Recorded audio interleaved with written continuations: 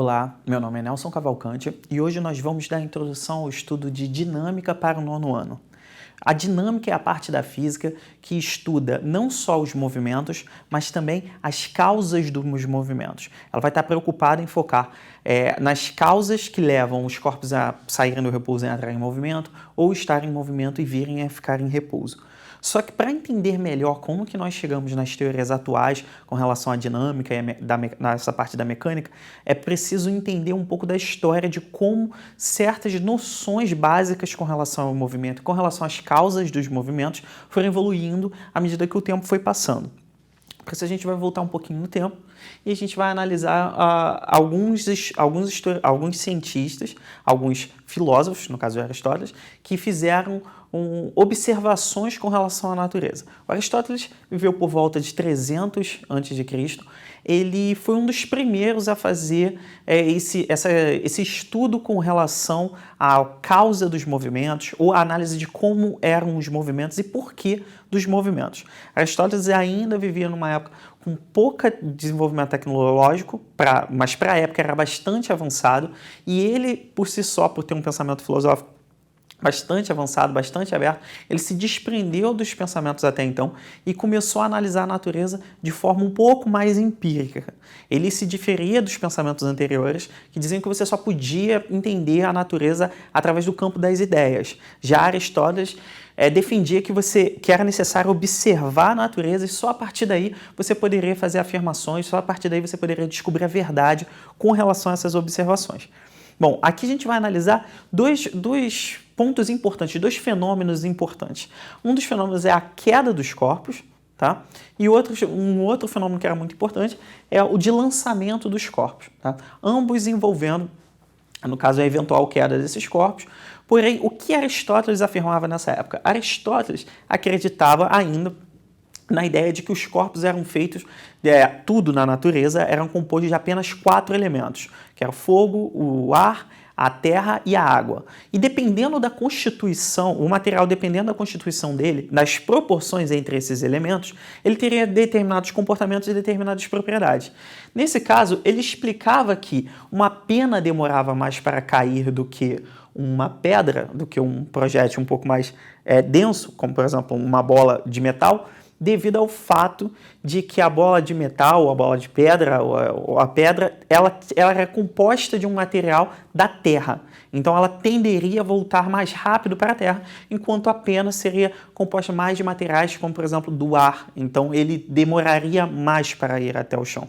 Porém, nós sabemos hoje que esse tipo de observação ele não é um bom modelo para explicar o que acontece na natureza, e a gente vai ver um pouquinho mais à frente. Uma outra coisa que Aristóteles afirmava era com relação aos projéteis, com relação à trajetória desses projéteis. Como que ele dizia que eram essas trajetórias? Dizia que ao você aplicar uma força sobre o objeto, essa força continuava com esse objeto, só que ela ia aos poucos se dissipando, ela ia acabando, essa força iria acabando, até o momento que ela parava de atuar sobre o objeto. Então o objeto caía verticalmente numa direção completamente retilínea. Isso também não bate com o que realmente acontece. Porém, na época, era um bom modelo. Na época, Aristóteles foi um dos primeiros homens a começar com esse pensamento de analisar. Ainda já havia sido feito vários estudos em diversas áreas, mas nessa parte da dinâmica, essas duas análises são uma das primeiras que nós podemos encontrar na história. Bom, agora a gente vem aqui para um salto temporal, quase 2000 anos depois, por volta de 1600, que foi quando Galileu Galilei viveu.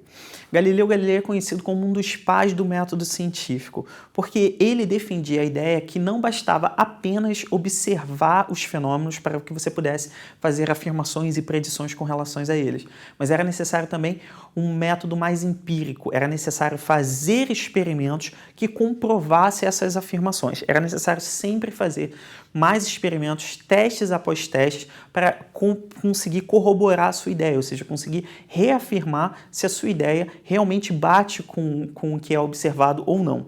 Uma das primeiras coisas que ele tentou refutar foi a ideia dos corpos caindo. O que ele fez? Ele largou diversos corpos com massas diferentes para saber se realmente era a massa que influenciava no tempo que demorava para esse corpo cair. Uma das primeiras coisas que ele fez ao largar esses corpos, ele de fato observava que uma pena demorava muito mais tempo para cair do que um corpo, mas ele não estava do que um corpo maciço, mas ele não estava convencido de que isso era apenas devido à massa. Então o que ele fez foi largando corpos de massas ligeiramente diferentes, porém de formatos parecidos. Uma esfera de madeira com uma esfera de chumbo, uma esfera de chumbo com uma esfera de cobre. E incessantemente, experimento após experimento, ele foi percebendo que os corpos tendiam a cair iguais, sim. Porém, ele percebeu que, na verdade, o que fazia esse movimento ser mais lento ou não era a resistência do ar. Ele percebia que se o corpo tivesse uma área de contato maior, como por exemplo hoje nós vemos com paraquedas, a resistência ao movimento era muito maior. Já naquela época ele conseguiu utilizar pedaços de panos para poder amortecer a queda de certos corpos. Então ele conseguia entender que sim, não era a massa que fazia um corpo, que ditava a velocidade da queda do corpo, e sim a resistência do ar. Então ele extrapolou essa ideia para, caso houvesse um ambiente sem ar, sem resistência do ar, uma pedra de metal, uma esfera de metal e uma pena cairiam ao mesmo tempo. Naquela época ele ainda não tinha os meios tecnológicos para poder refazer esse experimento, mas hoje em dia nós refazemos esses experimentos e percebemos que foi uma ótima predição, porque sim, os corpos de massas diferentes têm uma tendência a cair iguais, porém a resistência do ar é o que faz uma pena, um paraquedas, uma folha cair mais lentamente do que uma pedra, uma esfera de metal. Tudo bem? E uma outra coisa que ele fez, já tendo essa ideia de que forças resistivas atrapalhavam o movimento, foi um experimento que ficou conhecido como os planos inclinados de Galileu. Aqui ele estava tentando ver se realmente a tendência dos corpos, como até então se pensava, a tendência dos corpos era de vir a ficar em repouso. Ou seja, tudo que você colocava em movimento, numa hora acabaria em repouso, ainda com aquela ideia aristotélica de que a força que era dada no corpo, as forças que eram dadas ao corpo, iam se dissipando, iam acabando até o corpo vir a ficar em repouso. O que ele fez para isso foi, ele construiu uma canaleta de metal bastante lisa, tá? E ele fez ela inclinada numa direção e inclinada na outra direção, nesse esquema que tem aqui.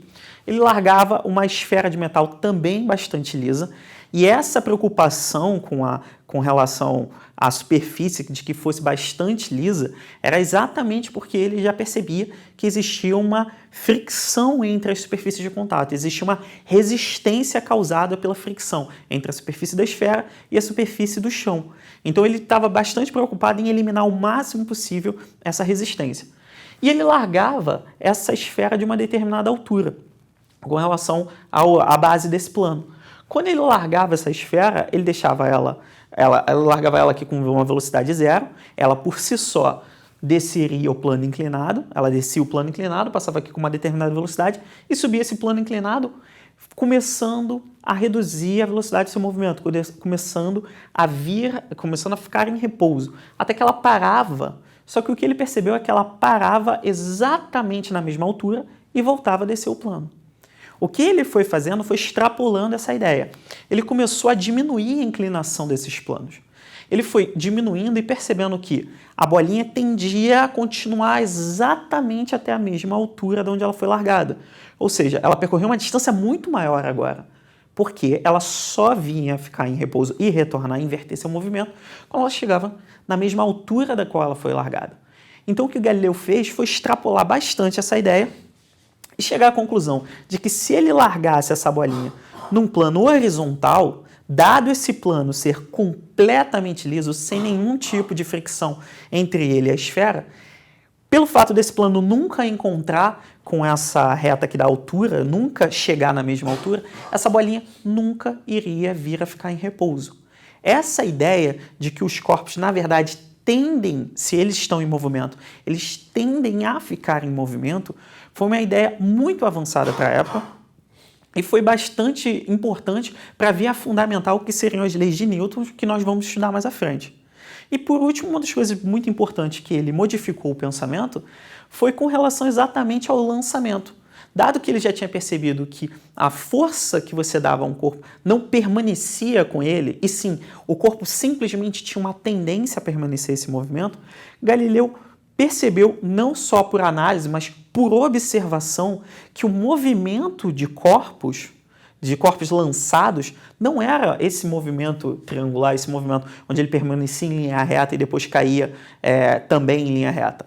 Era, na verdade, um arco de parábola. A parábola era um desenho geométrico já conhecido desde a Grécia, porém Galileu percebeu que os corpos faziam esse movimento, então isso não batia com a ideia de Aristóteles. Tá? Lembrando que nessa época já existia a bala de canhão, nessa época já se atirava muita flecha, já se conhecia essa trajetória militarmente, porém Galileu foi quem comprovou isso e fez estudos com cálculos matemáticos para descrever a relação entre esse desenho, tá, e as próprias equações do movimento dessa partícula. Então Galileu teve não só um embasamento empírico, mas também um embasamento matemático, que foi o que fundamentou o chão para grandes revoluções científicas que vieram logo após. Tudo bem? Bom, agora por volta de 1700, 100 anos após Galileu, a gente tem Isaac Newton, que foi conhecido como o pai da dinâmica, ou seja, o pai de toda essa matéria que a gente vai estudar nas próximas aulas. Newton, ele não só usou os conhecimentos já desenvolvidos por Galileu, ele não só refinou esses modelos, como ele também percebeu uma coisa que foi muito importante. Ele percebeu que a natureza da força que atrai os corpos para o chão, a natureza da força que faz com que os corpos fiquem presos à Terra, que os corpos que são lançados para o alto voltem a cair, voltem para a Terra, venham a cair, era devido à massa da Terra. Newton percebeu também que é uma coisa que para a época foi bastante avançado, que a força que mantém a Lua em órbita da Terra é da mesma natureza que faz a maçã cair na Terra, que é da mesma natureza a força que mantém a Terra em órbita ao Sol, que aliás fazia todos os planetas ficarem orbitando ao Sol devido à mesma natureza de força, que é a força gravitacional. Tá? São forças diferentes, porém era da mesma natureza, era o mesmo motivo que fazia a maçã cair, é o motivo que faz a Terra girar em torno do Sol, todos os planetas, Saturno, Urano. Uma das outras coisas que ele percebeu também muito importante é que não só havia uma atração do Sol, o Sol puxando a Terra, mas havia também uma atração simultânea igual da Terra atraindo o Sol. Isso a gente vai ver com mais calma nas leis de Newton.